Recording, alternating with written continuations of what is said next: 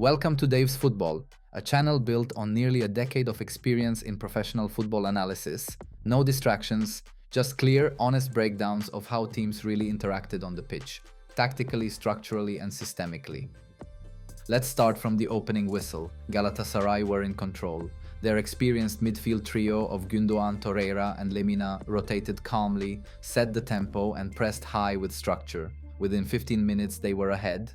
A slick transition, initiated by Leroy Sané, punished Frankfurt's loose midfield shape. You thought this is going to be their night. But football's about control in chaos, and Galatasaray forgot that part. Galatasaray played like a team expecting to dominate for 90 minutes. They pushed fullbacks high, rotated midfielders forward, and left Torreira to mop up chaos with no help. This fantasy of control was never backed by structural stability. Frankfurt didn't change shape, they changed intensity. What looked like a flat 4-2-3-1 suddenly came alive.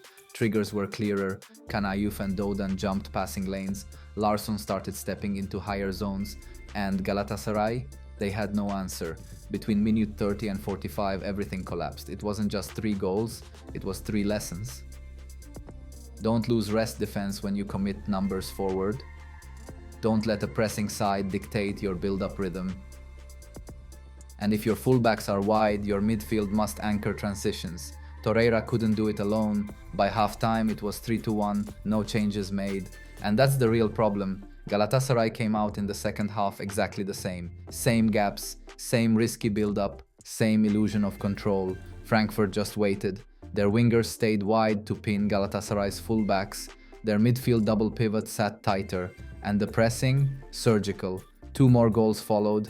Another own goal and one from Kanayouf after a brutal turnover. It wasn't flashy, it was efficient. 5 goals on 7 shots on target. Galatasaray couldn't breathe. For coaches watching, this wasn't a story about momentum. It was about in-game management and discipline. Galatasaray played like they were still in pre-season. Frankfurt played like they'd studied every mistake in Galatasaray's last 10 matches. It's not about talent. Galatasaray have that. It's about tactical stability under pressure, and tonight they fell apart. If you're coaching a side that wants to dominate the ball, make sure you can survive when you lose it. Frankfurt didn't just win, they exploited every weakness Galatasaray refused to fix. Here we go beyond the scoreline. We ask, what did each team try to do? Where did it work? Where did it break?